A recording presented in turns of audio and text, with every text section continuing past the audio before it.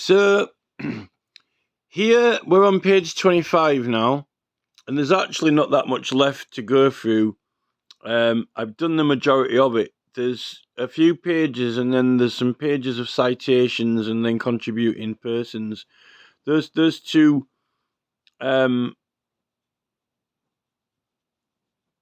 This group of pages and this group of pages, so that there's not that much left to read. What this so duration of the site, right? Or it should say duration on the site, right? So this is page 25, and it is item number 60, right? So this is explaining to us and telling us why, how it ended up being a 6-month period for the petitions. So this is really interesting and relevant. I'm not too sure whether to edit this video with the other ones or have a part 2 starting here, because I finished the last video with quite a long section about the privileges, because that's actually the most important part of it, really, for what we need to find out. But this is important as well, actually. So here, so the duration, what it says is, currently, an e-petition remains open for signature on the site for 12 months. So that must have been before I ever when I first did a petition, they ran for 6 months, right? Although this paper, they claim that this paper is 2014 to 2015. Well, I did my petition, that's when I did my petition. But I learned about petitioning in around 2013. So I think this report, 2014, was about the previous site that had been, not at the actual time. Unless my petition did run for 12 months, but I don't think they did. So there's no real, there isn't really, if you go into the courts, right, for example, even though the courts aren't meant to get involved with Parliament, but if you actually end up in an argument about privileges and e-petitions in a court, right, and if they try, it's only 6 months, that's how long they are. Why is it 6 months? Is there some law, or is there some historical reason, or is there a standing order, or resolution, or some statute, or whatever? Well, it was just like a number that they effectively just they just said, oh, let's run them for 6 months, right? But there isn't really any legal jurisdiction for any particular length. Now, this explains the reason why, right? All it says is that when they published this paper, they said that petitions online on the previous website had run for 12 months, right? So that's the whole year. So that's like for one session of Parliament, right?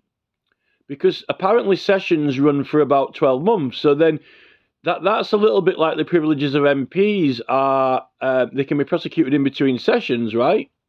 So you've got an entire Parliament which is broken up into sessions, and then these sessions have daily sittings, right? Okay?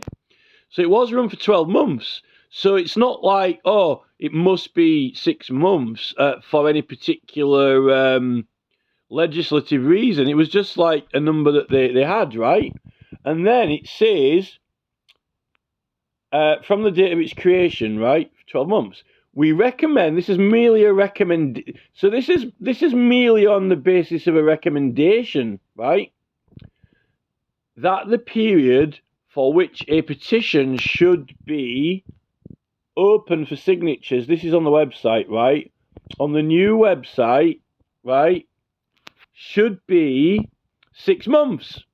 So this is a mere recommendation, quite a relaxed recommendation. This is not like a constitutional clause, a statute law, an act, not even a standing order, or really a proper resolution to solve a problem.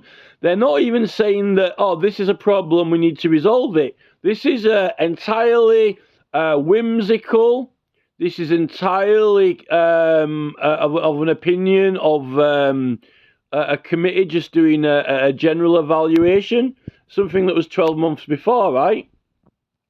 Professor Margetts showed us figures demonstrating that, with very few exceptions, but this is not on the modern website now. In the current political climate, this was, I think, with the previous website, the number 10 website figures, I think, and that is when I don't think that many people knew about that website at the time. Not a lot of people knew about petitioning, and I don't think it's anything like now, when a lot of people have switched on, woken up, on social media, Facebook, YouTube. There's been a political crisis. We've got, leave and remain in the EU. We've got stop ULEZ. We've got 20-mile-an-hour petitions, getting like 3 million signatures. Everyone is panicking about surveillance, the global world takeover. We were all in lockdown. So everyone now is like woken up and smelled the coffee, right? This is when the petitions was pretty much only of interest to kind of like, I would have thought, academics, educated people who go to universities and study history and politics, university professors, possibly some activists who are heavily into, like, at the time, maybe like Newbury bypass people, animal rights groups, charities. And what I found when I read the list of petitions, and they don't give you much information, it's limited because you've got to apply to get the files, and they're not currently available the last time I tried to get them, because they're moving all the stuff around and various other excuses, right? I saw the list, I read down it, and it was like, this is like, just like an example, right? This is not like factual, but this is the type of thing that was in the list, right? Like, Balderston Women's Bowling Club, the Essex Society of Knitting Women, or Save the Green Bell in Birmingham, or Tamworth Constitutional Society, or Kirkwood Hospice or something like that, or Aylesbury Women's Club, or stuff like that, right? Just throwing stuff out, so I'm like, these are all like groups of local persons, and it was a little bit like, kind of a little bit like, not guilds, but we don't really have guilds anymore, but like women that are on the council, right? Like women who are on the council, but they're also members of other clubs, and they know a little bit about politics. They know a little bit like local democracy. If you become a councillor, members of political parties like Labour, if you join the Labour Party, who joins a political party? Everyone used to, like, miners and people who go to work. They had the Labour Club, Working Men's Club, right? But around that time, what you're interested in, people went on forums, right? And they had, like, you could have like a computer forum, or a windsurfing forum, or people who are into tech stuff, and you would have got like forums. Some women, like local society, or the Women's Knitting Club, or local council women, they had, like, the local democracy department in the government, right? So they were like, that was just what they're interested in. Some Greenbelt groups, likely people who branch off from local councillors into women's organisations in local community groups, right? That's the type of people who knew about the Petitions website around the year 2000 to 2006 and onwards.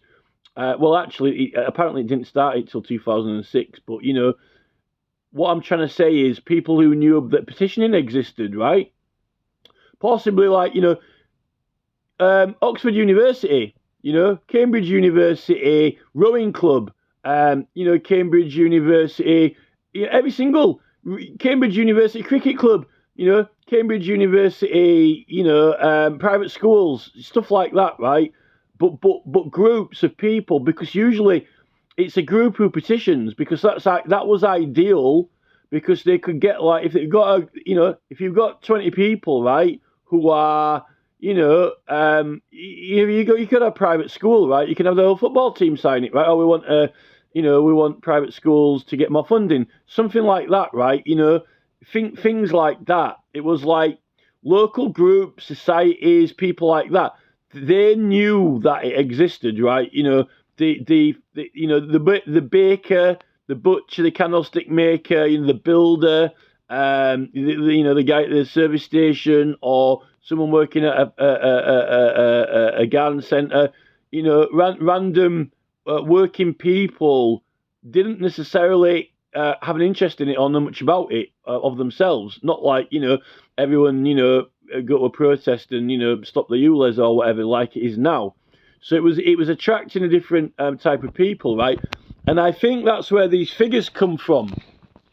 Now, what she's trying to make out, this university woman, what she's saying in here, she claims on this, right? She says, right, that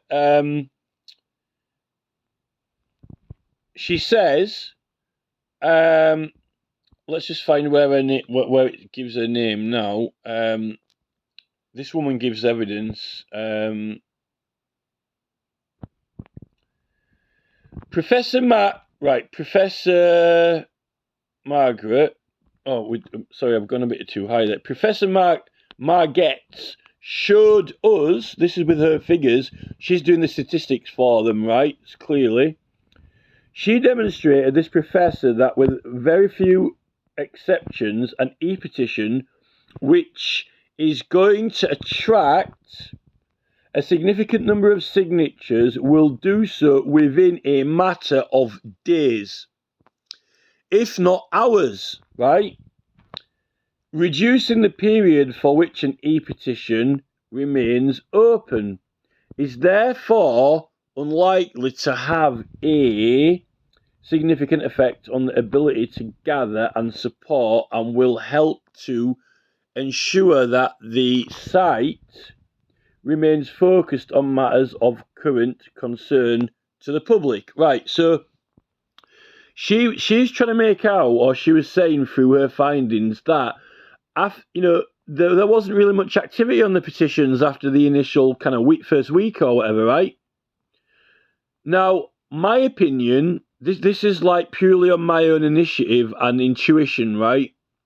Firstly, if it was mainly groups, because they actually didn't, the name on the petition is listed as the group, the organisation. They filed it under an organisation name, right? And a lot of them, rather than just like, Mr. Smith or whatever, right? So that means that the whole group were told about it, knew about it, and then would sign it within those 3 days, right? And then that was it. And at the time, even though it ran for 12 months, which is a very long time, they didn't need 100,000 signatures, because I know that a lot of those petitions got referred to. They got referred to certain areas of government and could get actioned with like, a lot less. You'll have like 100 or 80 or 1,000 or whatever, right? And I know that some of them did get debated, I think, but they didn't need anywhere near like 100,000. They might have had like 8,000 or something like that. So they weren't demanding as high a number of signatures, and you had a lot more time to get them in. But this is when less people knew about it. Now, I think that the people who signed it were kind of they were already sort of like networked with a particular group, and then that group would all already know about it because they already had their email addresses for each other, or they saw each other frequently, and they got each other to sign it. And then what they wouldn't bother like promoting it. They wouldn't bother putting it in the newspaper. They wouldn't bother advertising on the internet. And at that time, there wasn't all this Google ads and easy, quick access advertising, right? You could pay to advertise like on forums and things like that, but it wasn't anywhere near what it is now, going like on like Google Ads, right? So, and I don't think that they would have bothered to advertise it in like a magazine if it was like an online one on the website. So that's one factor. Like local groups already had like a set number of people that they could substantially already get a particular number of signatures. A little bit like, if you did them on paper, and it was like a group, you were already a member of a group, you could already secure a certain number of people from that group on paper. For example, like, if it's a sports centre, everyone who goes to the sports centre, but usually sports centres have people who usually go on a weekly basis, that regulars, right? So if you like run it over a week, then after that week, you usually get the same persons going again the week after, right? So they've already signed it. So it's like, it's called regulars, right? So you get your regulars, right? Now, I also believe that the website itself, just on the merit of being there and being the government's website, has its own traffic, right? So it's got its own traffic, people who go there, but you've got to know that it's there. I never knew about petitions or what even a petition was in 2006, right? So I wasn't going there. And like I said, so who would know about it? I mean, who even went on the government website? People like Professor Tim Wilson, right? People like that would have known about it. So people like Professor Tim Wilson. So your academics, your teachers, councillors and circles of councillors, people who are members of the Labour Party, people who are members of the Conservative Party, people who are already into politics and know about politics, and usually education, historians, those sort of people, but definitely not average people who, got an interest in politics. What they're actually doing is they're actually intentionally growing the interest in politics anyway.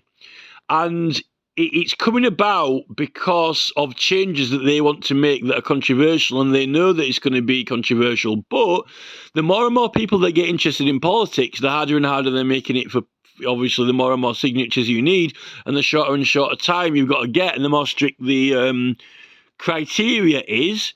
So they're making it, the more people, they're expanding, they want to get more people into politics, but at the same time, they're making it more difficult to get anything done. And eventually, what I think is, I think they definitely knew that, MPs cannot last forever because we just don't need them. And they're wanting it to. They know that with technology that people are going to say, well, why can't we just vote on everything ourselves? They know that that's likely, if democracy is going to survive now, that's what they're going to have to do. But they know that, what's the point in having MPs if we're all just going to vote on things ourselves? So they want to control our opinion, because they managed to control it when they got the suffragettes, to get the voting in. All the women want the vote. So, like, the women want the vote, but what are you going to do with your vote, right? What's the point in having... It's like five-a-side football, right? What's the point having five-a-side football, right, if only, like, you've got two teams, right, There's no point having five-a-side football if it's like, the Blues versus the Reds, right? Because then, if you have a full-on football team, it's with 100 people aside, then it's still a Blues versus the Reds, right? And then you get 1,000 people aside, it's the Blues versus the Reds again. It's pointless, because every time, what's point in giving the women the right to vote if they're all just going to vote Labour? Oh, we need to give women the right to vote so they can all vote for Labour because that's going to help them out. Yeah, right. When, apparently we're still, it's almost kind of like, what's the point in scaling up a five-a-side football team? There's no point just because more people can play. What for? It's not like saying, we want to give women the vote so there can be more variety, like 10 different parties and they can all compete. it hasn't worked like that. What's happened is they've just ended up with two parties, and apparently they, and what these parties do is undermine the rights of the individuals, the subjects, and then they take away, they hide tax breaks from us, so we can't have new parties flourishing, and independent causes can't flourish and get, strong funding, and things like that. So. So the way they're going is they just want like people like Rees-Mogg to be on GB News, like gurus, the gurus who are going to dominate the social media, and they're going to tell us what's best for us, right? That's what they're playing for now. And it's all about reclaiming the media, but they never had the media in the first place. They weren't meant to have the media. They weren't allowed on the media, right? So it's not about reclaiming the media, because there's nothing to reclaim. They didn't have the legal right to use the media for excessive influence. So there's not, the statement "reclaim the media" is flawed. That's why Lawrence Fox's party is not done too well, I don't think, because the whole concept of reclaim the media would try to make out that they had it in the first place. What we need to reclaim is reclaim our rights on the media for independent voices. But they're definitely they're pulling this kind of Lee Anderson, Nigel Farage, Rees-Mogg manoeuvre and trying to get themselves in a dominating authoritative position in the media, so then they can heavily influence the public on what we shouldn't be doing, like they know better than us, when they don't even know how to write these papers properly, and when they lie through their teeth about it and undermine our rights so that we cannot actually, get them off TV, boot them off, get them out of Parliament, vote them out, this is the thing. So anyway, going back to this again, right? So it was 12 months, according to this. And they only made it 6 months because they said that no one was signing them. Now, there was a lot less traffic at the time, but it would have some tick-over traffic just out of visitors. So I think that they were getting these signatures within the first 3 days due to just site traffic, people who were interested in it. And it was a bit of a niche, more of a niche thing back then. So I think that it's likely that there were certain site visitors who were going on there frequently and seeing what petitions were on there in a similar vein or similar manner to how, you or me might have, been interested in, fishing or, golf. And then we found out there was a particular golf. So actually, this professor... This Professor Margetts, right, I think she's basing her recommendations purely on figures, purely on numeral figure data. I don't think that Professor Margetts has based her recommendations on subjective material, on the subjects of the petition and where the groups were from, and what circles they were likely to know, whether they were just random site visitors who came regularly. I don't think she correlated any of that data or subjectively assessed it. I think that she likely got the figures and numbers and then said, right, and did it mathematically. It's a purely mathematical calculation. So on that basis, if you went into a court and they said, well, petition's only run for 6 months, so maybe privileges can only run for 6 months, so you can't do a petition any longer than that, right? I would say that it's actually not that much of a serious matter. There's no urgent resolution needed. This is purely they set the number out. It's not a legal figure. It's not based on any legal requirement. It's based purely on a university professor did an assessment and made a recommendation for practicality. What's practical. What would be a practical amount of time to run it, and based on how many people were bothering to sign them, right? So this is purely, that basis is economical. It's an economical basis, right? And it's an economical and practical Another extremely interesting analogy that I've just thought of with this whole paper, the whole entire like paper itself, the whole write-up, the whole thing, right, is this, it's actually got a section on privileges, right? And they're even talking about privileges in a paper on e-petitions, right? So to go into a court and raise the matter of privileges and them say, what are you talking about? It's ridiculous, it doesn't exist. It's a bit entertaining when, why would they include a section on it in a paper of e-petitions, right? And this is my analogy. It's like, can you imagine if, like, you go to a cafe with Rees-Mogg, right? And can you imagine that you're sat, like, at a table, like one of those, like, it could be, like, Compost Cafe or something, Sid's Cafe or whatever, like a proper, like, a proper calf, right? And you're sat there with Rees-Mogg, right? And can you imagine, like, if you're both having, like, fish fingers and chips, right? And you're sat there, and on the table, right, you sit down, and then the waitress comes over, like, it could be the Clerk of Parliament, right? And can you imagine, like, there's, like, vinegar in, like, a glass thing and salt, right? And then some tomato sauce, right? And can you imagine if the tomato sauce is, like, privileges, right? And you sat there, and then, like, you sort of, like, go to the toilet and then come back, right? And then Jacob Rees-Mogg, he's got, like, tomato sauce on his face. And Jacob, what are you doing with tomato sauce on your face? It's like, well, what tomato sauce? There's no tomato sauce around here. Like, no, Jacob, look, there's some Heinz tomato sauce there on the table.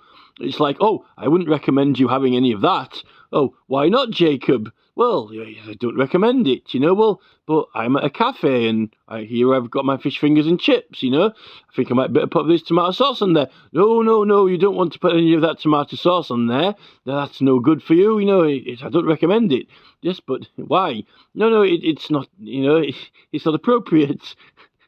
It's not appropriate. Yes, but I'm eating a meal, Jacob, and these are chips. They're edible. And these fish fingers, it might taste a bit nice and saucy with this tomato sauce on there. No, I don't recommend it. I recommend against it. Well, why have you got it all over your face then? In fact, that this tomato sauce has got nothing to do with this meal at all whatsoever. What even is this stuff? This is not fit for human consumption. What's it doing at this place? Well, it's a cafe. We're having some food, and there's my tomato, there's my ketchup. I want some ketchup on my chips with my fish fingers. It's like, this is it. Like, oh, there's a government publication on e-petitioning. All right, e-petitioning, is it? Yes. And look, here's a section on privileges, but I wouldn't recommend you applying those. No. They're no good for what we're doing with this. But why are you talking about them then? Why are they in the book? Why are they in the manual? Like, where's my tomato sauce? I want some tomato sauce on my chips. No, I don't recommend that. That's effectively what what they're doing. This committee, and it just doesn't. It doesn't convince anyone. It doesn't convince anyone at all. They're just coming out with tosh. It's complete and utter tosh, basically, right? So anyway, this is interesting presentation to the House of the Petitions. So they're talking about when the e-petitions are finished and then what happens then, right? Presenting them to the House. They say that it will not be necessary for them to be presented on the floor of the House and put on the table or into the bag or read out in that way, in the same way that paper ones that are handed to an MP are. But it says, since arrangements will be made for an archive to be kept of the electronic version of all published e-petitions. So it says here that it has an electronic version. But that means you also got, well, if there is an electronic version of it, what is the other version? It suggests there are other versions than electronic ones that could exist or published, right? So that would suggest that you could have a printed version, right? So that suggests that it's not restricted to being digital only ever in form, that it can be translated and transcribed, right? Instead, we recommend that once it is closed for signatures, the title of each petition be recorded in the list in the votes and proceedings, right? Or elsewhere in the formal record of House proceedings, together with the number of signatures it is attached. So it goes on the record effectively, right? Should a member wish to pursue it, the paper petition system will enable the formal presentation of the subject of an e-petition. Right, this is fantastic. Should a member wish to pursue it, the paper petition system will enable the formal presentation of the subject of an e-petition. So that means that it can be translated and transcribed between e-petition and paper petition. So that this is information. This is really good information, suggestive against what Speaker Lindsay said or tried to claim to me, right? That they're not interchangeable, right? So he's wrong. And like I said, when we opened with this paper at the start, or on a couple of pages, I said that they had the word transcribed between, right? So this confirms that.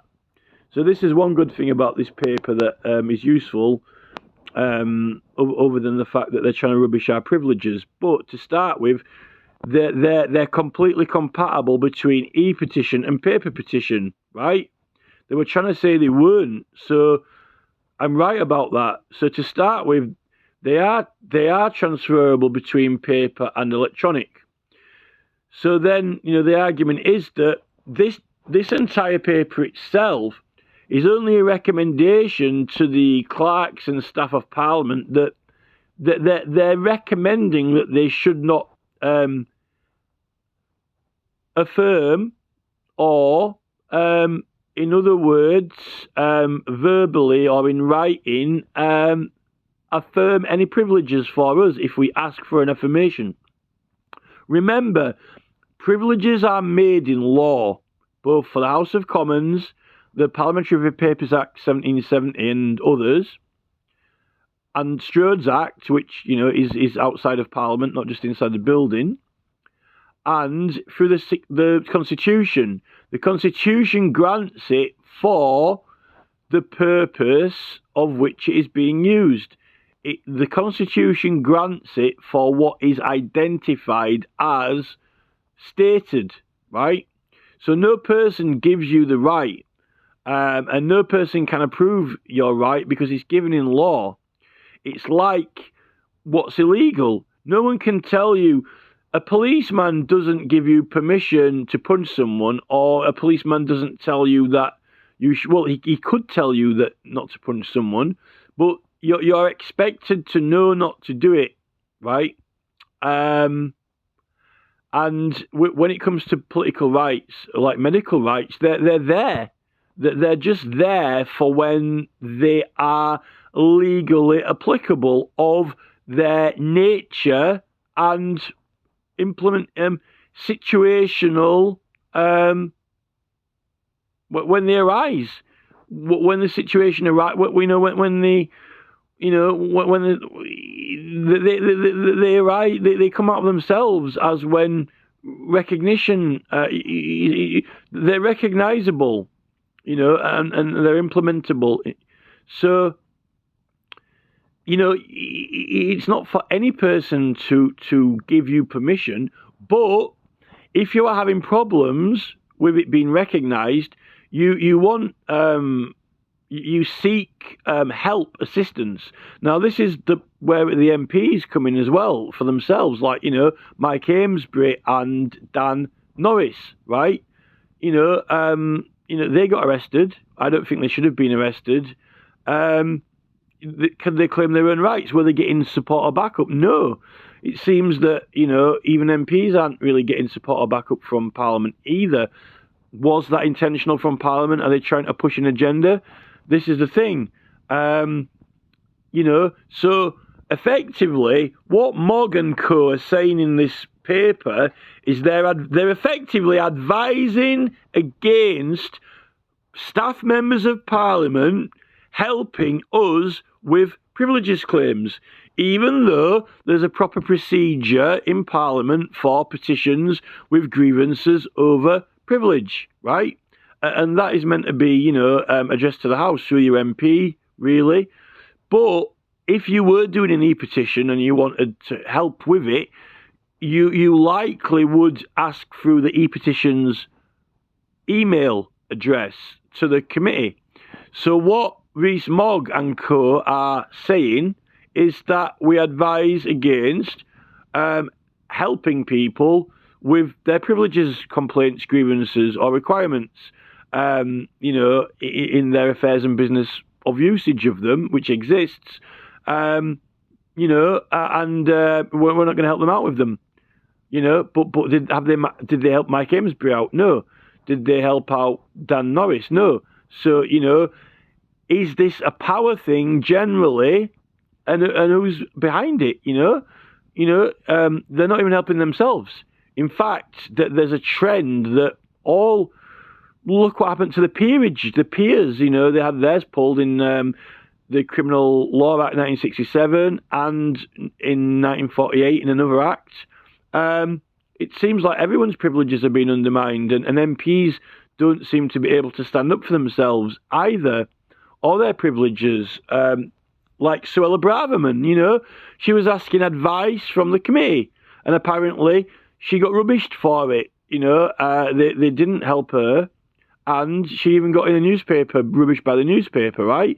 So Suella Braverman really, as an MP, and remember this woman was quite high up in government. She was like Secretary of State. She was also in Justice herself. And she she saw it. Apparently she inquired about it.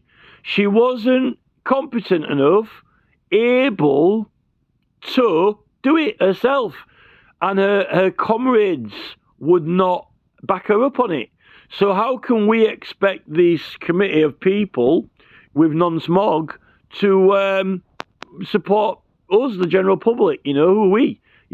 Mogg has servants. Mogg gets driven around in chauffeur-driven cars, drinking champagne and talking about how he'll never get married because he'll steal all his money away, right? But yet, GB News are throwing money at him, for influencing people in politics.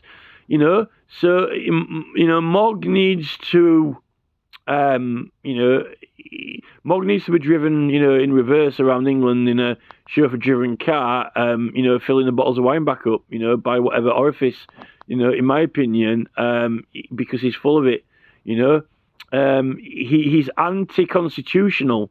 And then you get, all this has actually happened after Malcolm Jack, because Malcolm Jack, I think, left Parliament before I found out about petitioning, so I can't attribute anything that he did, but that there was this trend away from privileges. I've got the other reports now that are older than this one, so this will be interesting to find out if what they say.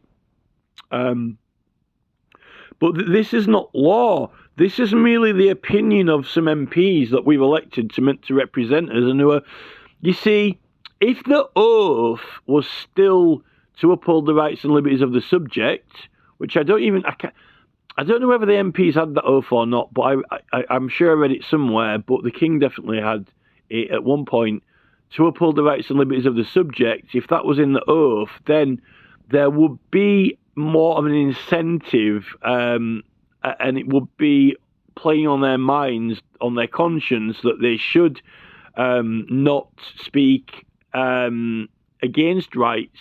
They should not downplay them. They shouldn't downplay the rights.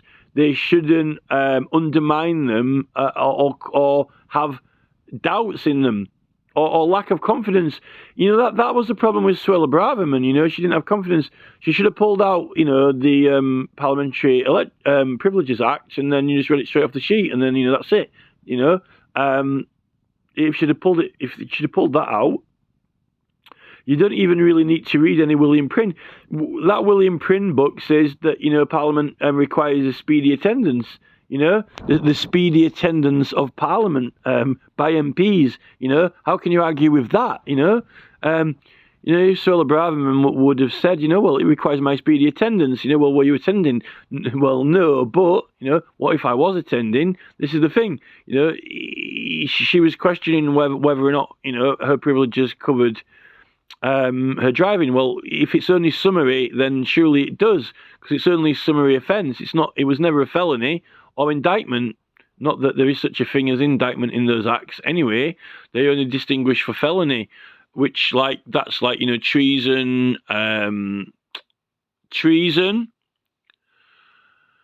contempt, and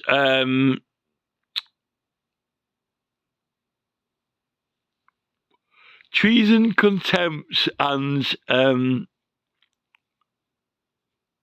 perjuries. Treasons, contempt, and perjuries cannot be prosecuted in the courts anyway. See, in fact, Parliament is meant to deal with a lot of speciality crimes that were very, very serious, but now they do it in the Supreme Court and in the High Court. But it was meant to be only for Parliament anyway, not for the assizes or quarter sessions. In fact, that's why it is. There's a reason why in those acts that it has those particular offences, because those were under the parliamentary jurisdiction anyway. They weren't to be heard in the normal courts, and that's really why in felony it was quite serious. So where are we now? So yeah, this is the interchangeability. The interchangeability between paper. There's no problem. So interchangeability between electronic and paper is not an issue in this paper. It has no conflict, no incompatibility at all. In fact, it's merely to make it able. The existence of the electronic form is merely so it can exist, so you can have that form. It's almost therefore synonymous with being able to speak. If you could not talk, you could only write something down on paper. If you can speak, then suddenly it's debatable. You can debate it verbally, but if you can't speak, if you're mute, you can't, right? It seems that this paper tends to regard the electronic system as merely an extension, so therefore it is enabled. It's an enabling of an additional format. Almost kind of like, hey, you could get the Beatles on record vinyl, but now it's available on cassette.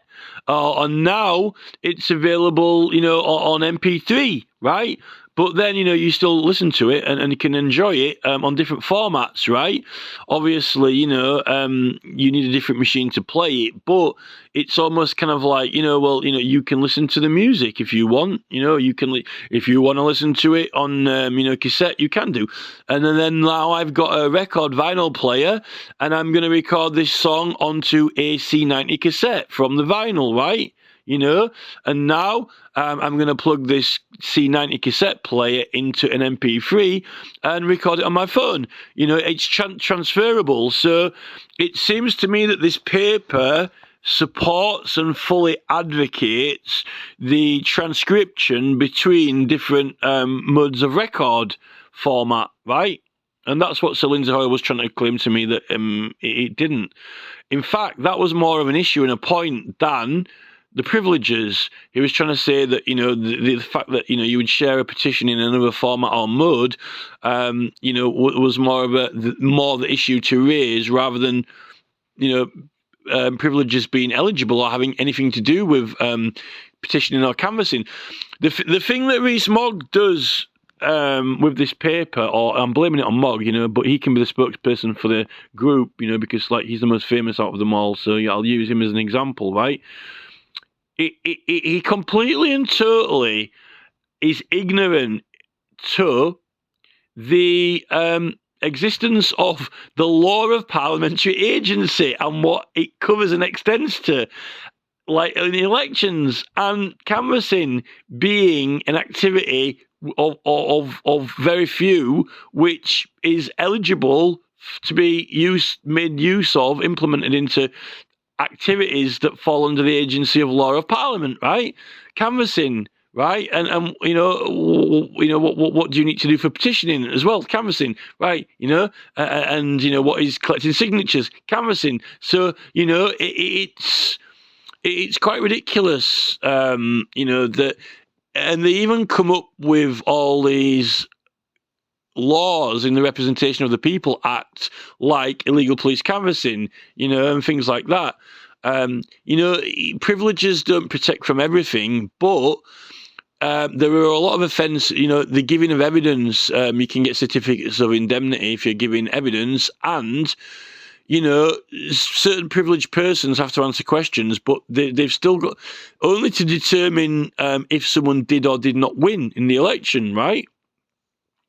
And then you've got all these other offences which are imprisonable and so forth, but some of them are offences by members of the public, just as normal offences, right? And others, depending on, it has to be brought by an election petition, but some of them can be prosecuted in the courts just as a normal offence, right? But there still are certain privileges in effect as well, although it is kind of complicated. But elections are more strictly run because they're facilitated by the government, right? And the government are trying to make it fair. With petitions, it's a competitive system that it wasn't aided by the government. You had to do it all yourself until you hand it in, right? And what they've been trying to do with the e-petitions is they're trying to kind of have it a little bit more like the election rules, which are more strictly controlled. But there's this complete and total freedom. There's this complete and total freedom for the political parties to come up with their own material, their own election material. And this is when we get on to the advertisements, like by Thatcher, or whatever they're called, who did the Conservative advertisements, who, this whole Ed Miliband,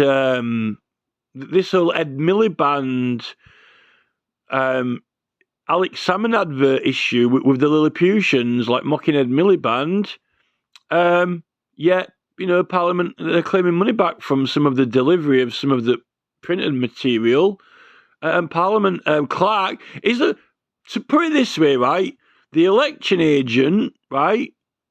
The election agent, when they employ an election agent, and the Clerk of Parliament is not scrutinising the electoral material of the Conservative and Labour Party and saying, no, you can't have that, right? We're not going to pay for those to be delivered to people's houses, We're not paying, you're not claiming back that money for those little Ed Miliband things getting delivered, We're not paying for that because it's disrespectful, and this is the thing, the fall guy. You see, earlier on this paper, it goes on about the fall guy, and then, Malcolm Jack's talking about, grappling with the privileges, and also, like, in a straitjacket, So, maybe, the next advertisement could be Jacob Rees-Mogg in a straitjacket, grapple with that, In fact, I think that would make a good advertisement,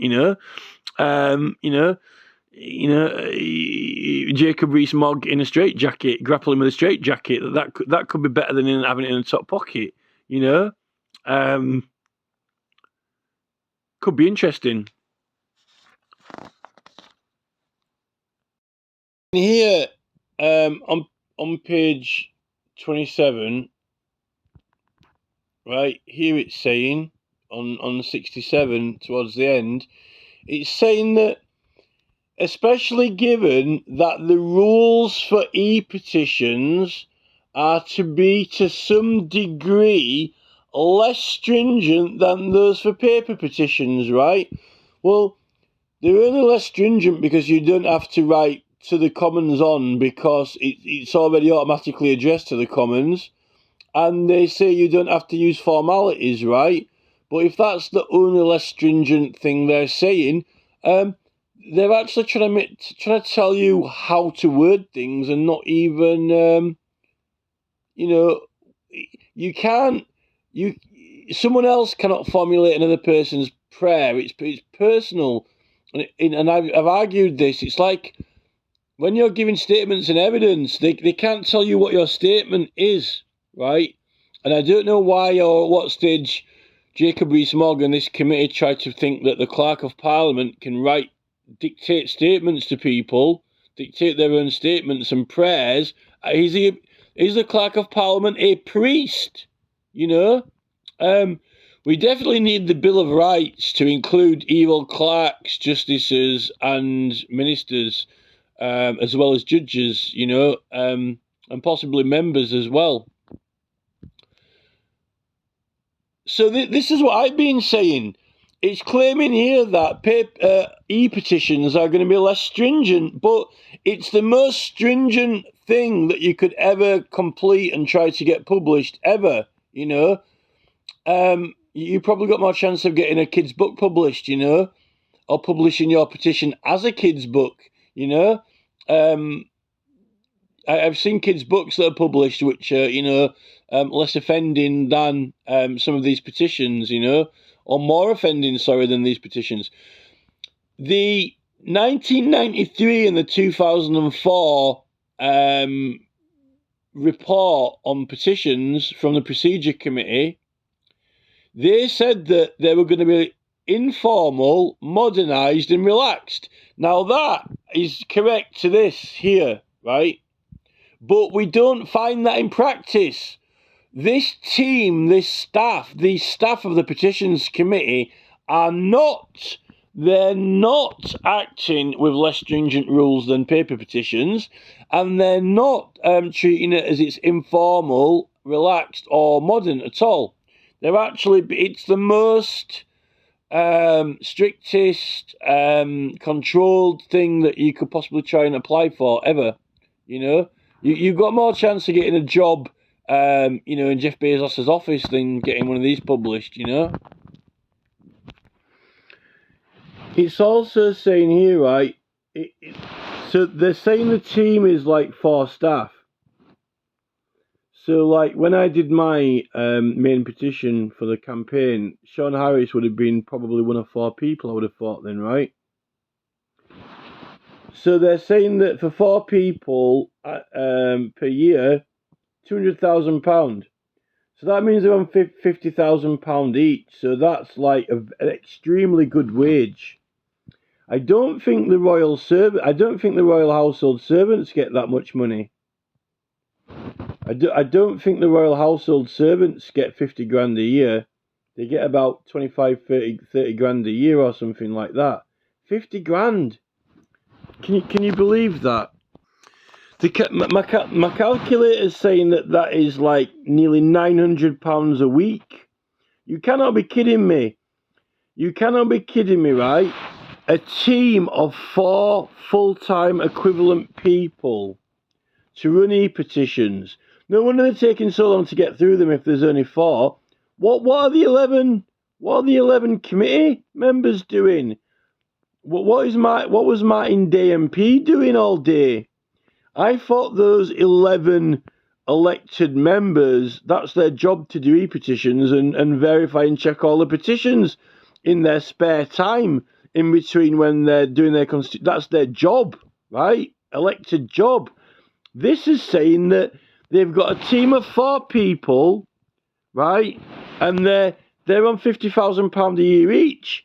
That's like 900 quid a week to sit there and reject half of the petitions with supposedly relaxed rules. Relaxed rules. He's never seen relaxed rules. We are not paying, right, Sean Harris or Gareth Price. No wonder it's called Gareth Price. The price is right. Well, the price is wrong because, and they're being told not to uphold or acknowledge our privileges, right, when they apply in law, they're not supporting us with any documents, helping us enforce our websites to be up or anything at all. We're literally being treated like actual second-class citizens, and these people are getting more than what royal servants in the royal household get paid. I don't know who ascribed this money to them, but they're saying it costs the taxpayer like £115,000 a year to run the petitions committee, right? But that's annual running costs, right? Oh no, 115,000.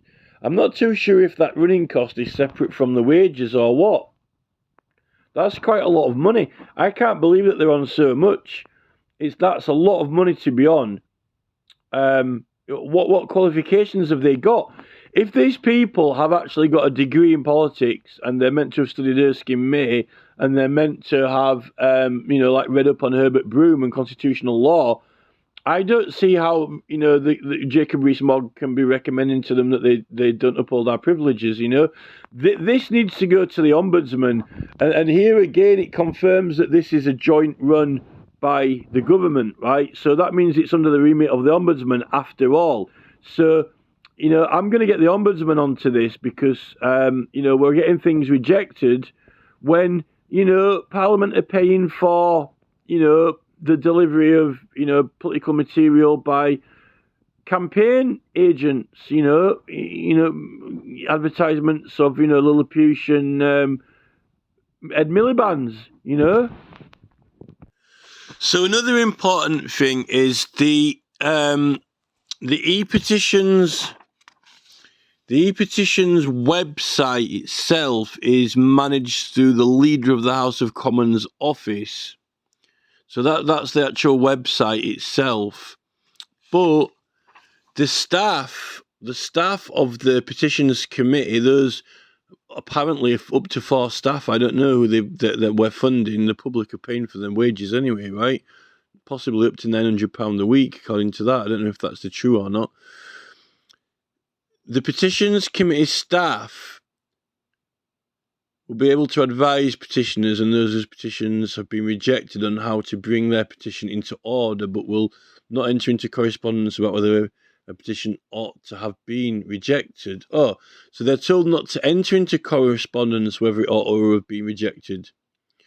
But the staff will be able to advise them. Well, that's not much advice, is it? And those who petitioned have been rejected on how to bring their petition into order. So they tell you how to bring it in order, but they won't correspond on that it ought to have been rejected. But that's ridiculous. How it ought to, well, what they're doing with that, how it ought to, is they're telling you what you should and should not be writing, right? Or what what order is it bringing it into? You're putting a personal prayer, right? They can't tell you what to ask for. And in this paper, it says that all departments of the government and or all committees should be utilised and made accessible for petitions. That includes forfeiture committee, right, for start. And, this relaxation on the rules and on your wording. There shouldn't really be much to bring into order because you don't have to have a special format like you used to on paper ones, because you don't have to address it to the Right Honourable the Commons, and you don't have to put, the humble petition of, and you don't have to put, and we shall pray, etc. at the end, right? Therefore, anything that the government can do, you can ask for. Yet they're telling you that you can't have this, you can't have that, it can't go to this committee, it can't go to that committee. And most people go to school and can read and write in English up to at least a C, A, B, or C in English, but they're telling you how to word and format it. And actually, the most alarming thing that I found out here, they won't enter correspondence in whether it has been rejected, but there was meant to be an appeal process, which I found in the manual of procedure and in Erskine May that you can appeal petitions. It exists, right? That have been rejected, you can appeal it.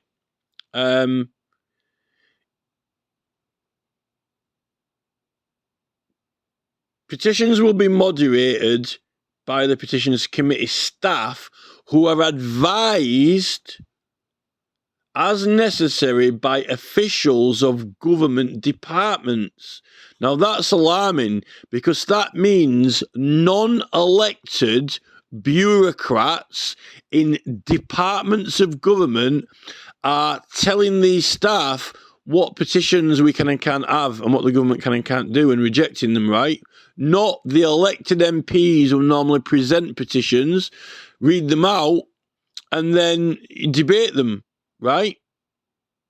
That means that Jim Hara, DVLA chiefs, transport chiefs, non-elected people they're not elected, they're not actually trained in any kind of privilege or anything to do with, the operation of the House of Commons or petition procedure, are having they're dictating, they're telling us what we can and can't do, or what we should or should not be asking for, and intervening in the conscience of an individual with respect to persons, like a person giving evidence in court, right?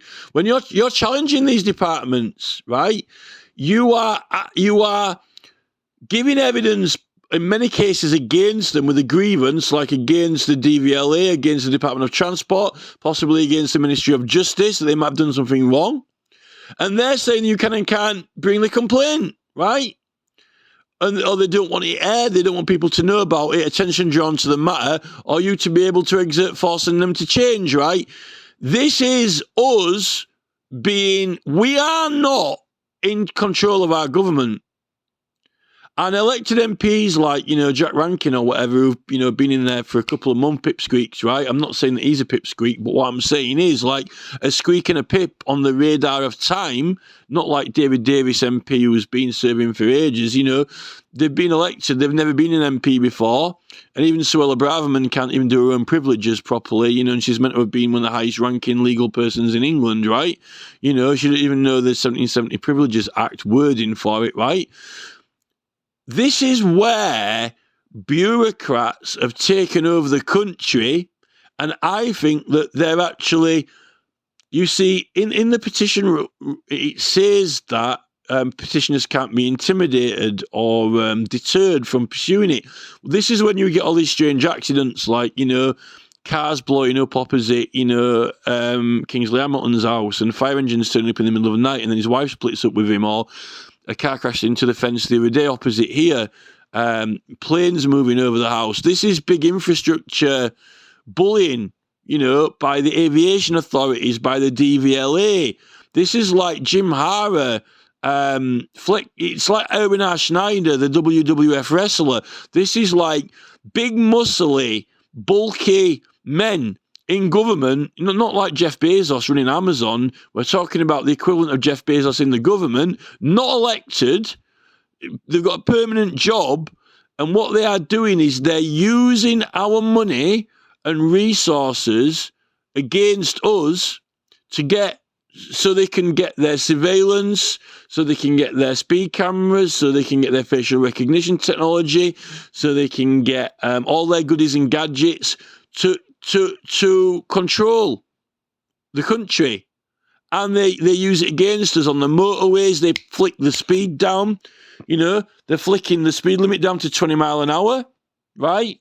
And what they're doing is to hurt you, to get you, right?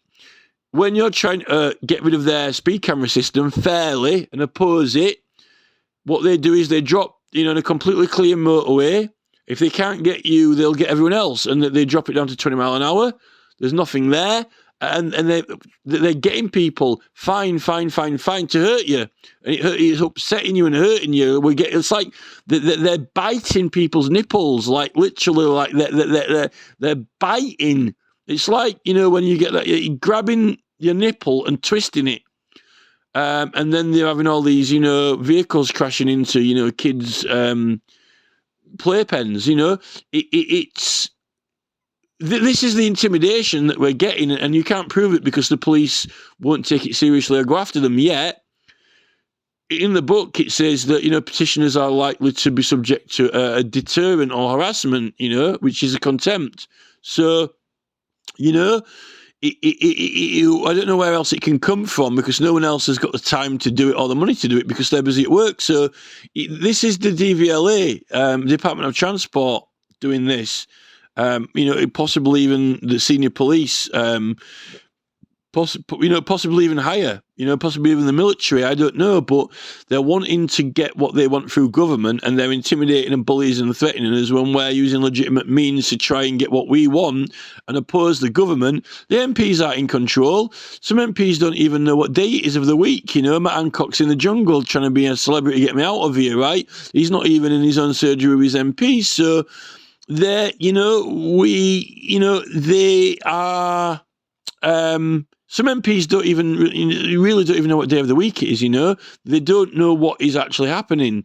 And then they're not even, anything Mike Amesbury's, in some fight in Frodsham, and then, and then the next target is Russell Brand, and then you've got Lucy Fraser, writing letters to Russell Brand unlawfully when, Parliament committees aren't even meant to debate on it. So this is what the privileges are meant to protect us from.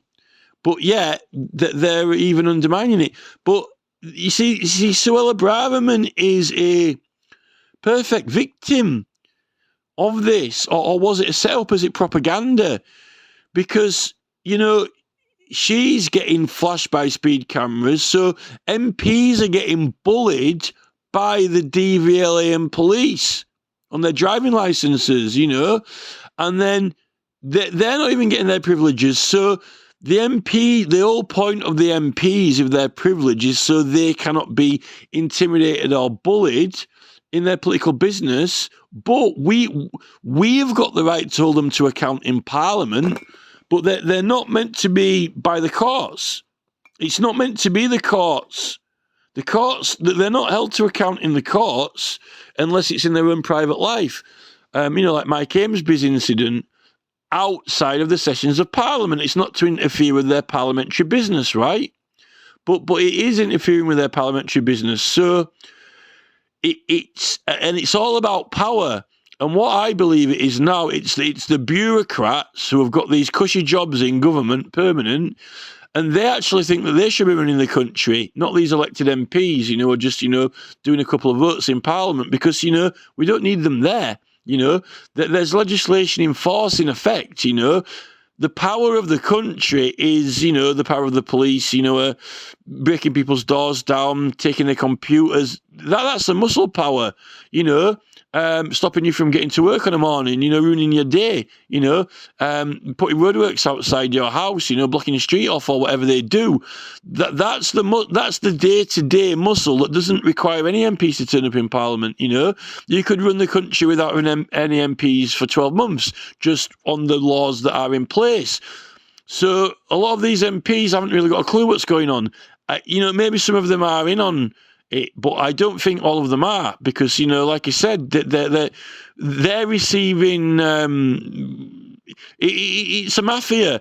I think that the government has become a mafia in order to get what it wants as a political machine, and that is spearheaded effectively by MI5 chiefs, senior police officers, and heads of departments, the ones who are permanently there, not these, Lucy Frasers who are here today, gone tomorrow, Jack Rankin's here today, gone tomorrow, Mike Amesbury's here today, gone tomorrow, Penny Mordaunt, 1 minute she's got the King's Sword and then she's gone, right? We're talking about Jim Hara, military muscle men in the army departments, shirt flexers, hulks, incredible hulks, muscle flexers, DVLA chiefs, bosses, crane operators, these big muscly guys, like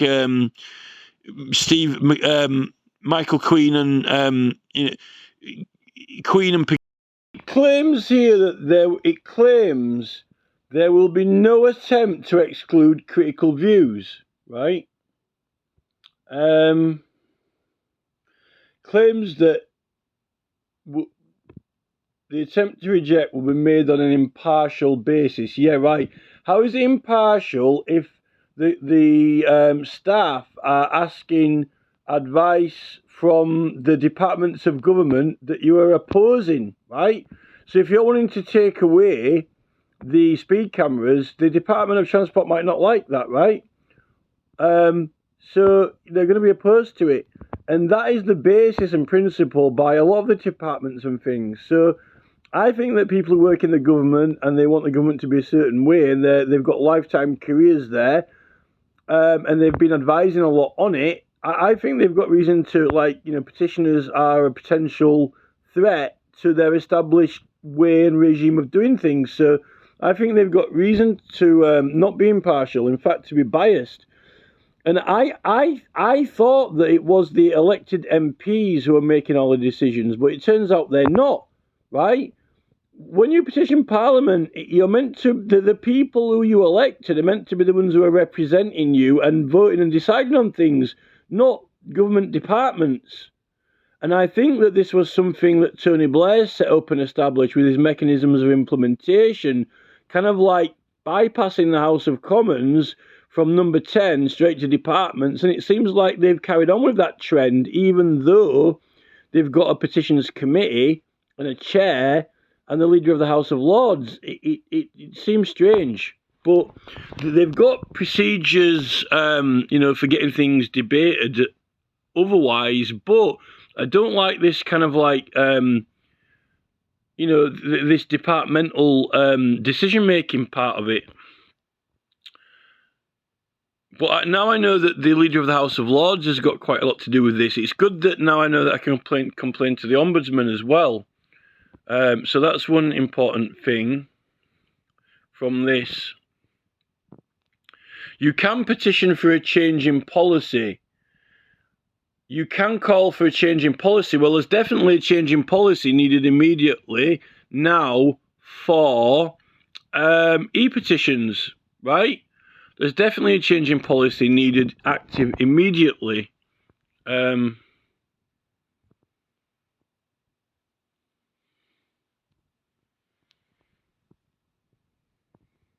Oh, and here it says that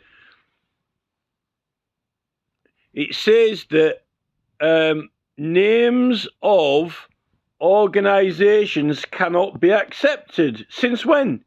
But you might read that and think that it's some law of England or it's some kind of standing order or some resolution, right? This is actually just a policy terms and agreement, right?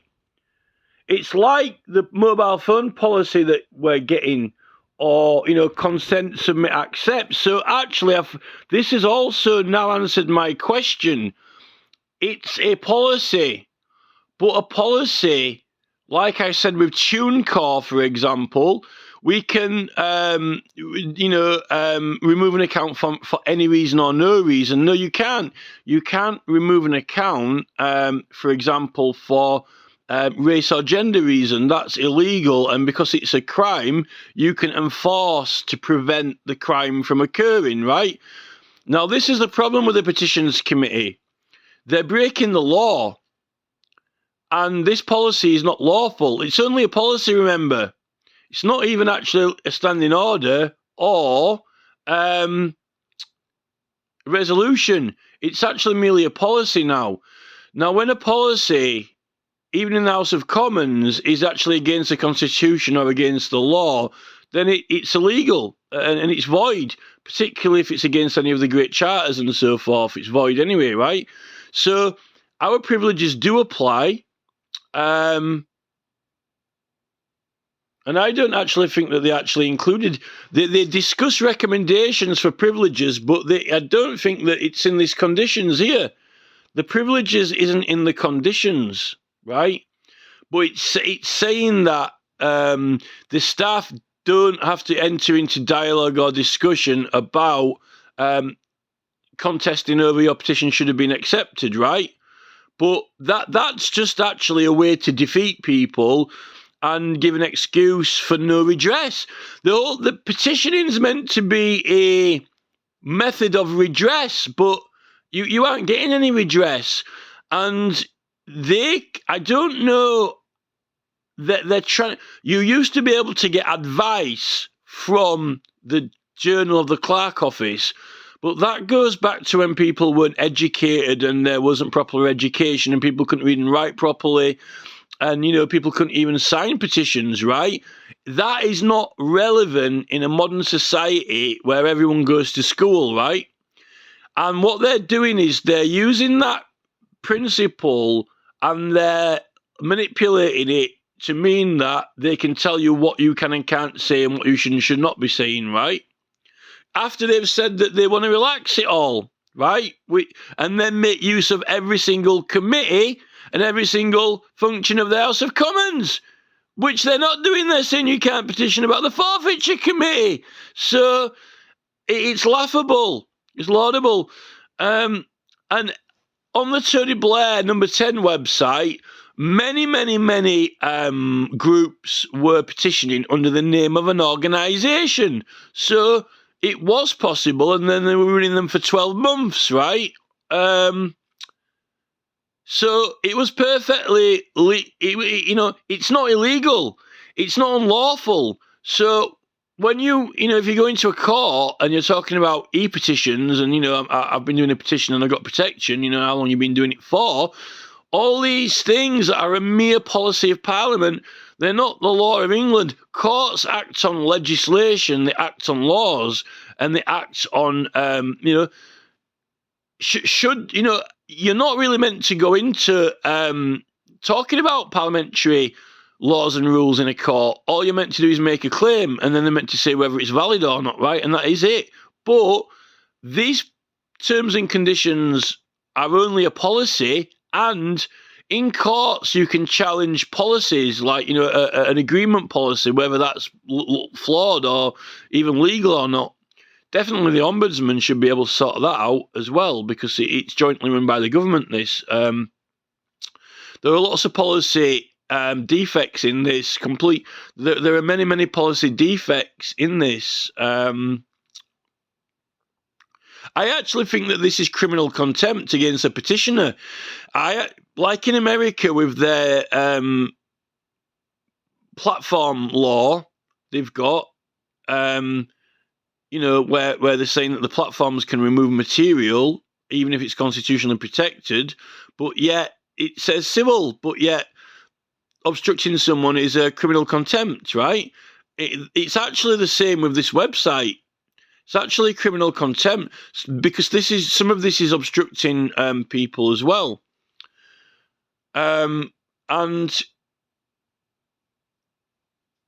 so the number 10 Downing Street website was petitioned on behalf of organisations.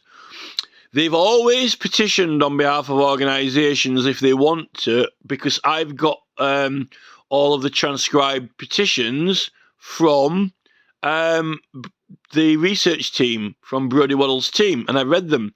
And you've got the Weavers of Gloucestershire or whatever, or like the Guild of, card makers of Gloucester and so forth, right? You can have organisations. They did it on Tony Blair's government. I don't know why they've come up with this here. It's not a law. It's not in the Constitution. It's not a statute. It's not in an act. It's not in a resolution. And it's not in a standing order. It's in a simple condition policy agreement, which has no legal basis behind it. It's simply getting you to agree with them, right? We weren't getting all these rules, and we just made them up.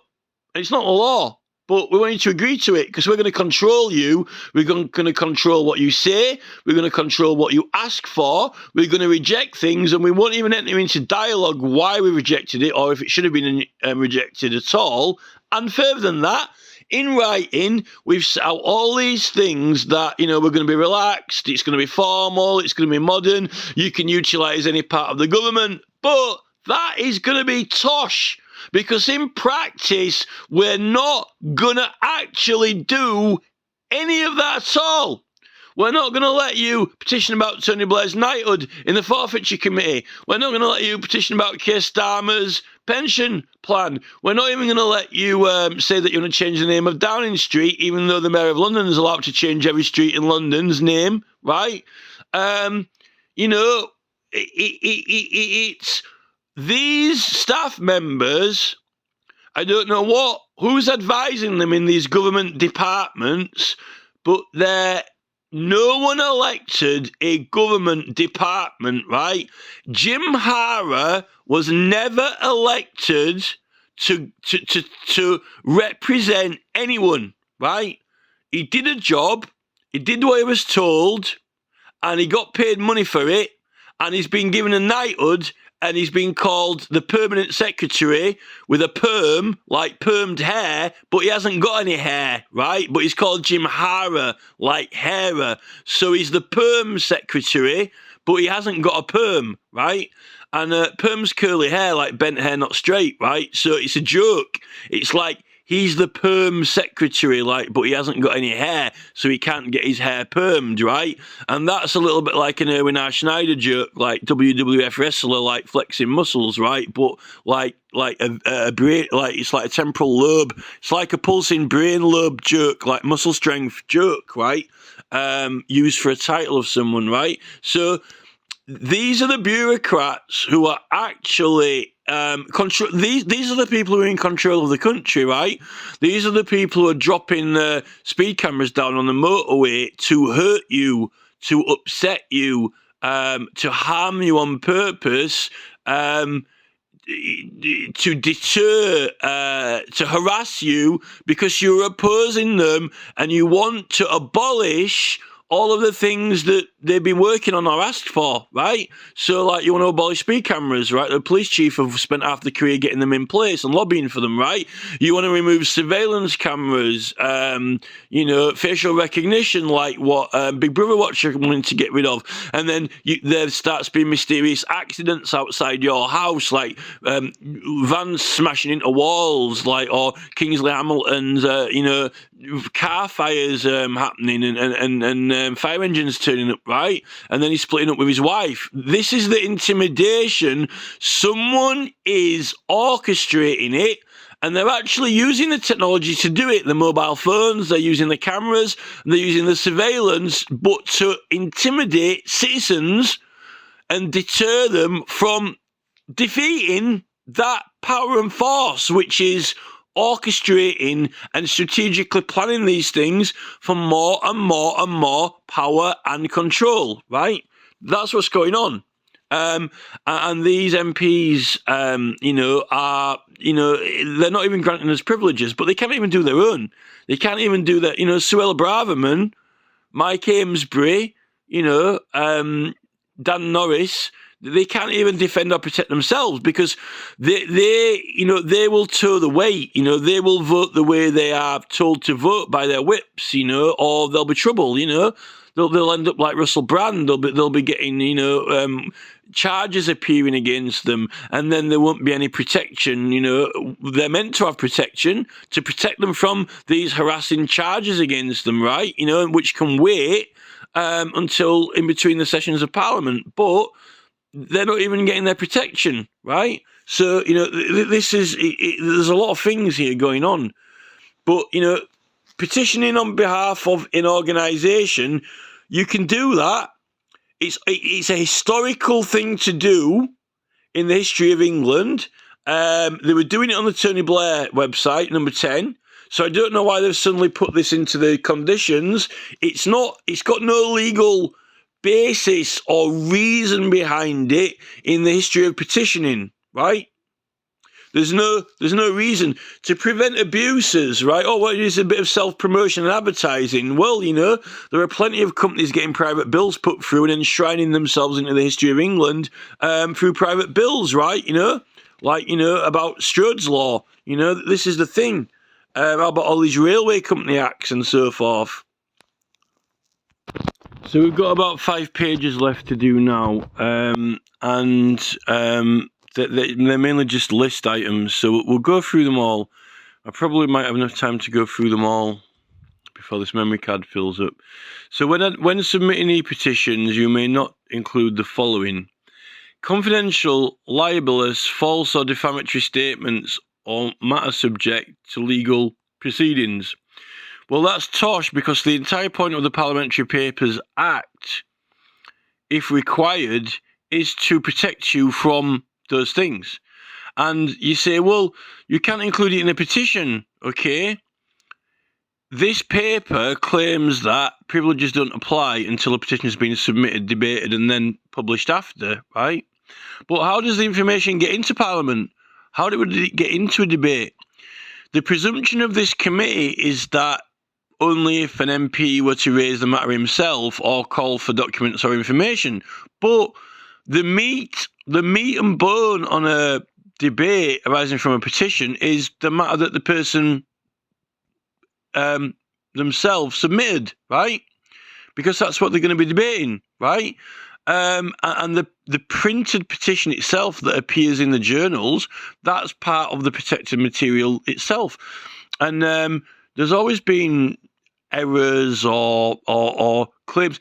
It's called prosecuting a petition, and it's some grievance, right? I'd like to explain how the standing order on petitions which are complaining of some grievance, how would this work? A grievance, a complaint, prosecuting a grievance by petition cannot include confidential, libelous, false defamatory statements on matters subject to legal proceedings. Well, it is a legal proceeding, right? Libelous, well, you're trying the information. Sometimes you might not be sure whether it's correct or not, but to your best knowledge it is, right?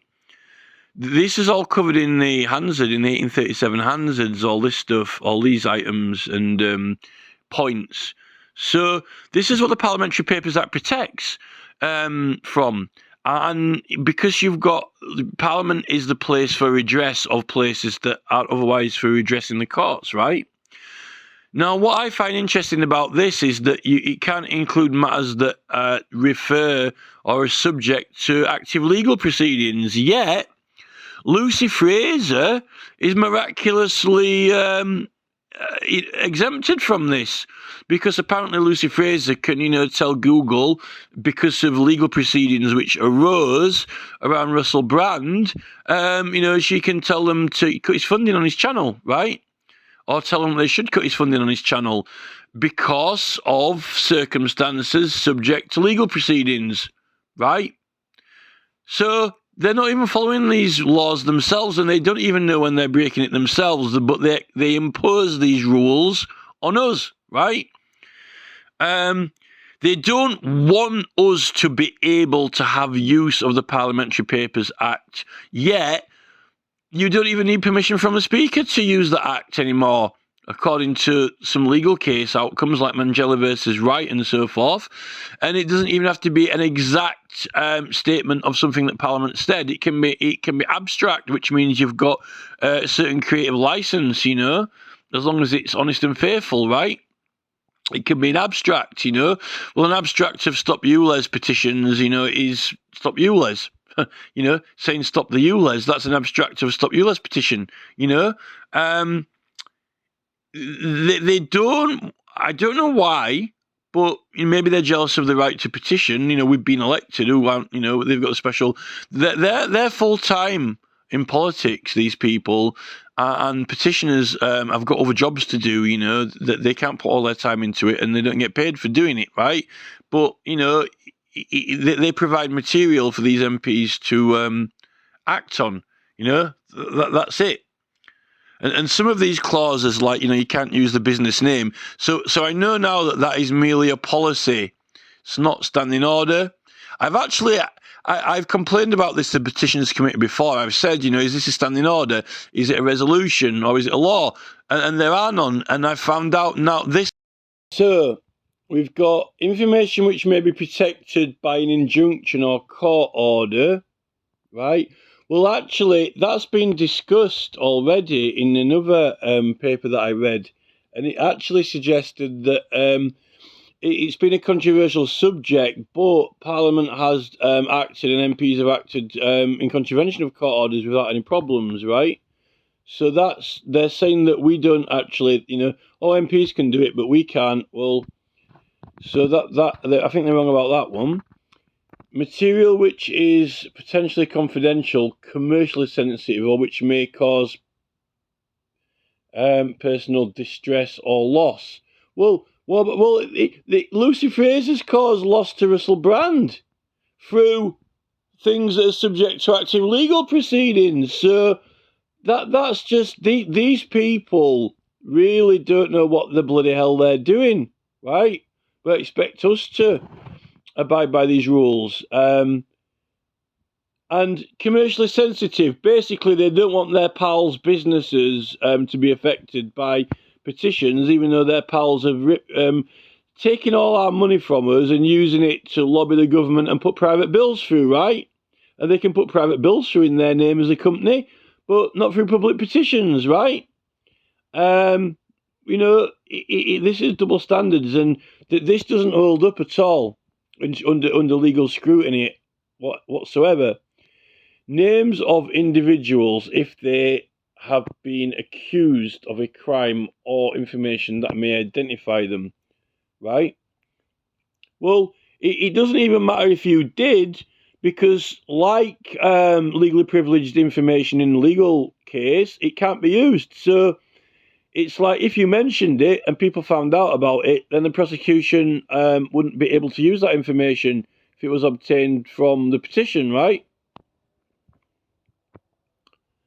Names of individual officials of public bodies, unless they are put part of the senior management of those organisations, right? This is, this means that you can't have a grievance against a government body or person in there. So how could you have a grievance at all? You've got the right to any grievance to do with government, right? But yet these are government bodies, and they're protecting themselves. This is more of the bureaucrats like Jim Hara and protecting themselves from any liability. And these are the people who are advising whether or not to reject our petitions. Maybe these are the people who are telling them to reject the petitions, right? Names of family members of elected representatives, MPs, or officials of public bodies, right? References to cases in which proceedings are active in the UK courts. Well, again, Lucy Fraser has broken this rule. Lucy Fraser has blatantly broken this rule with the Russell Brand case. And I pointed that out already before I read this, because I worked that out from, that ULEZ debate when they said, there are ongoing proceedings in the Royal Courts of Justice for ULEZ. We need to make note of that at the time of this debate, but we've got consent from the Speaker to speak about it, right? But Lucy Fraser never got permission to talk about Russell Brand's case or even, tell his business, effectively, tell his employer what they should and shouldn't be doing, Language that may cause offence is provocative or extreme in its views. It just said earlier on that they wanted to challenge controversial and challenging. They wanted to encourage challenging and opposing views, right? What does provocative mean? Or cause offence? Swearing, basically. But yet MPs are allowed to do that when they give evidence, wording that is impossible to understand. That's ridiculous, because you can write something and it can be perfectly understandable to people. But that's one of the main reasons why they're rejecting them. They're going to say, we don't know what you're asking. But then they come back with you and say, well, you can ask for this. But they've just exactly said what you said. And they understood what you were asking to be able to give you that prompt. So what they're doing is they're trying to tell you how to talk when it's in English, right? If it's in English, it can be understandable, right? And what they're doing is they're playing a dumb game. They're saying, if I tell them that I don't understand what they're asking, then I can therefore reject the petition, right? But it's not helping them out. They're dumb. They are dumb, these people. And they're on £900 a week, and they're not even getting through that many petitions, right? It's probably one of the most highly paid jobs in England, it turns out, if they've only got 4 staff and they're getting £900 a week, right? And they're even needing to take advice, if you're on £900 a week, right, and you're some kind of political elite, there should be nothing that you don't know about politics, to be on £900 a week, and they're rejecting half of these cases, petitions, it's ridiculous. Offensive, joke, or nonsense e-petitions. Well, this is the thing. They've got the Monster Raving Loony Party, which is a political party which was allowed to form and register as a political party.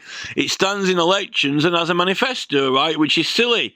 They're allowed to do it. Again, it's double standards, right? So they're allowing a political party to run in elections, and then Parliament are likely, if they're claiming certain money back from, they're allowed to send one communication if they want to. They can claim it back. I've never got a one time a Monster Raving Loony Party person stood here and I voted for them, right? But we never received anything through the post. I don't know if they could have sent it if they'd have wanted to. I don't know if that's only in the parliamentary election, though. I'm not too sure if you get to send a free communication in a local council election. I think you can send one for free, right? So you don't need to even tap into the sponsorship money, right, for that. For the parliamentary election, definitely you can do it. I don't know if Monster Raving Loony Party stand in parliamentary elections, only local council ones, but potentially they could stand. And they could get something sent through the letterbox, and it could be one of their manifestos, right?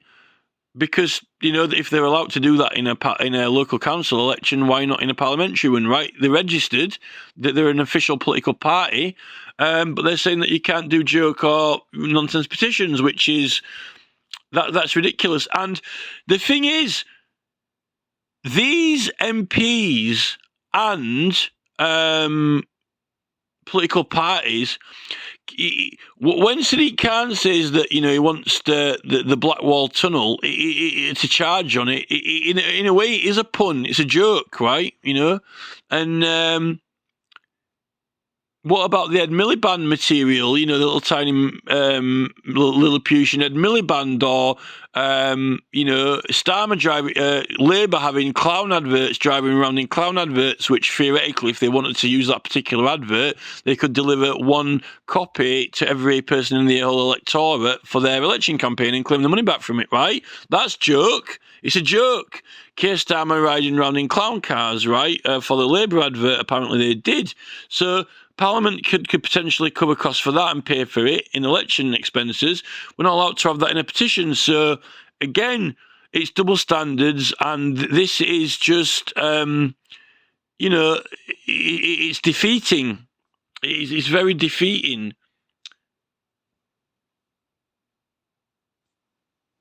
Joke or nonsense? I've never put nonsense. I've never actually had nonsense. Statements that amount to an advertisement, right? Well, I think that really that they're trying to stop you from challenging their their corporate entities that are taking over the country, and a lot of people might want to oppose those, like with Oxfam versus these companies, Extinction Rebellion versus these companies.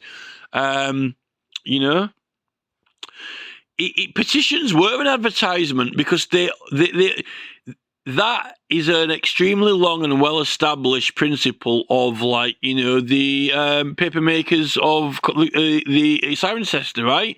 The paper makers of Cirencester, or the Guild of Silver Makers of Gloucestershire, right? It's traditional. And it's long and well-established without any problems at all whatsoever, all through the 1800s. So this is to coerce you to comply with these policy rules is preposterous, It's not founded on any law or rule whatsoever. It's merely coercive, and the way that they enforce this and are rejecting all the time and making you annoy people by asking them again and again and again and again and again, and you never get it accepted.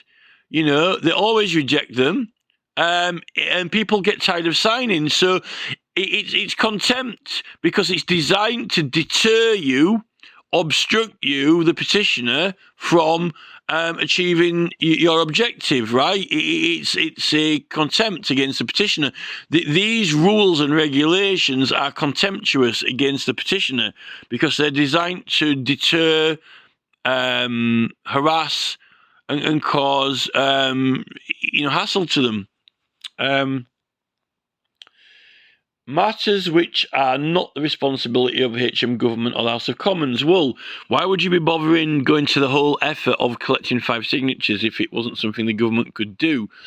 Party political material, right? Well, party political material has its place in election campaigns under the law of agency at the right time and place, but it's meant to be for the same to the same standards, right? But here in this, we're not being allowed the same standards that they are being allowed.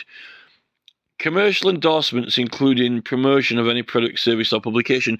Well, it's already done this, but you might need to give evidence of particular books, university books, or even books that are published by people that hold evidence in them. Issues that are dealt with by devolved bodies and the Scottish Parliament. Devolved bodies. I hope that doesn't mean like the lottery or Ofcom or the Advertising Standards Authority. They're non-departmental government services. I don't think they're devolved. Correspondence in personal issues. Well, that's wrong because you're complaining of some personal grievance. The grievance is personal, right? It's between you and the government, right? What it means is tort, like Mr. Johnson and Mr. Smith. That it should say issues of tort or civil disputes between third parties. That's what it should say, right? Freedom of information, or just like between private citizens. You've always got a personal dispute, a personal grievance. That's misleading. Freedom of information requests, right? Well, fair enough. That's got its own place in the system. Matters relating to honour. Oh, here we go. Matters relating to honours or appointments. Well, this is what I was saying earlier. They've got a forfeiture committee. So that is within something that the government can do. But now it's saying that you can't petition for it, right? This is very similar to the election petition rules where you can complain of seats of MPs or things that MPs have done wrong in order to obtain their seat, right?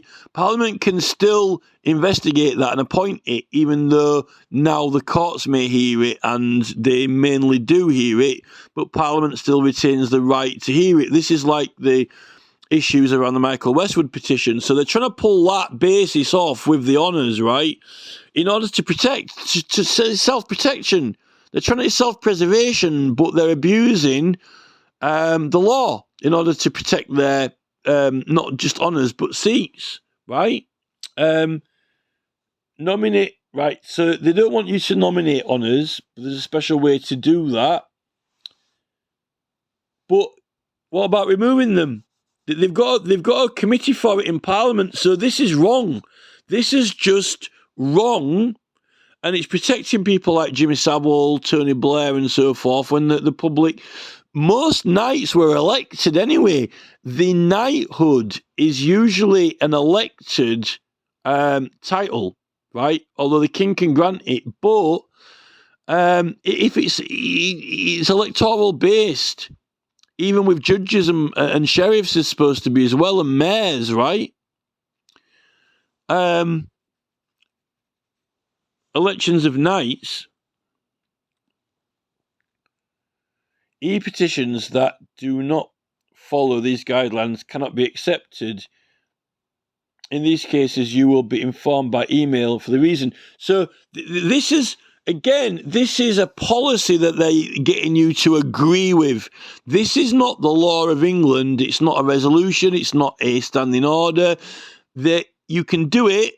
They were doing these things in number 10 Downing Street, some of them, and They're trying to they don't want you to do these certain things because they just bloody well don't want you to do it, right?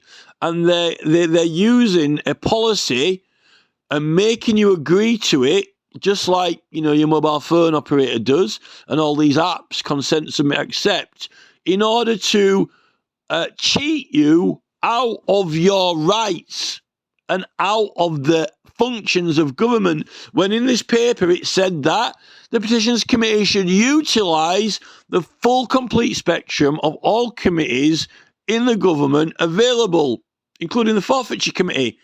So what's this? This is the MPs, right, deceiving you and lying to you, right? They're lying to you, and they want to stop you doing things that you have a right to do. And they've written a policy, and this is all like, Tony Blair mechanisms of implementation, right? Freedom of information. The e-petitions now won't even show you the names of the 5 people who signed your petition, right? As they're signing them. And as if you were walking around on a clipboard blind and you couldn't even see what people were writing in front of your own very eyes, right? They're not here for freedom of information to you. They're here to find out every single bit of information about you, which is private, and make you consent and sign policies to prevent you from knowing anything at all, really, about them or anything that they're doing in their businesses and corporations. And now gradually the government is folding in.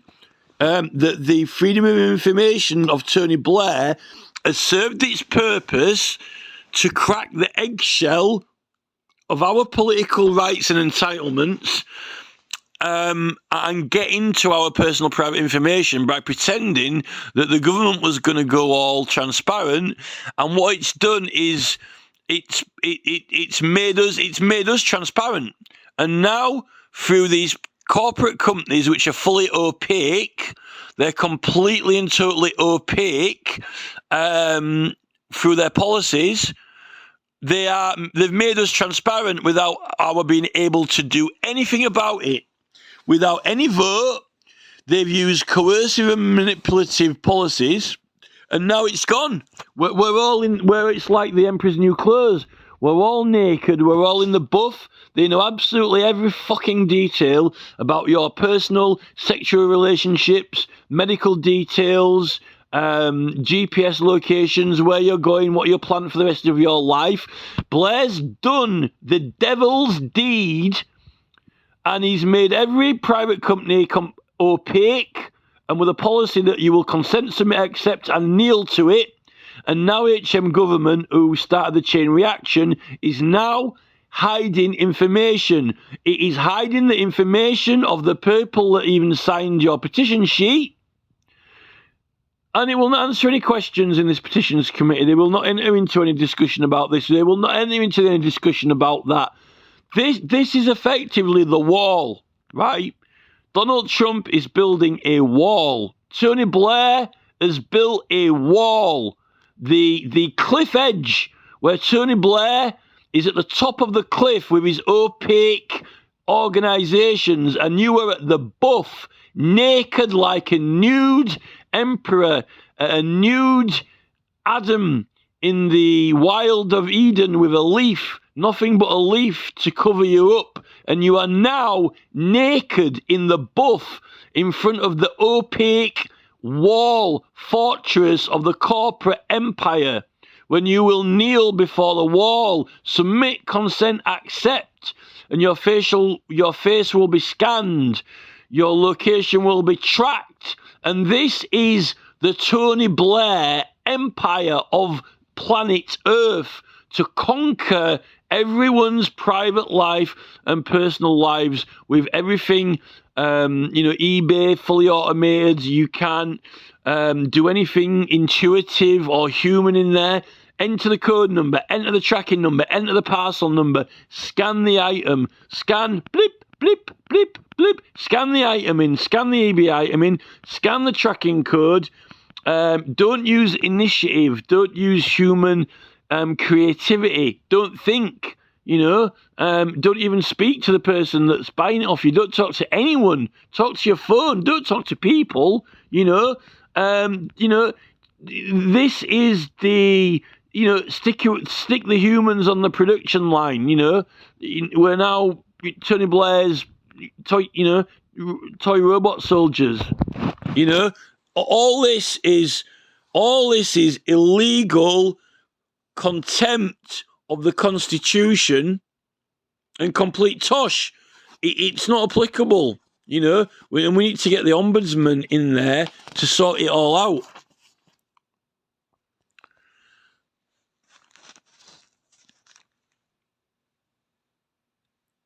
We will publish the full text of rejected petitions unless the content is illegal, offensive, or confidential. Well, I've had petitions that are not offensive, they aren't illegal, and it's not confidential, and they weren't published, right?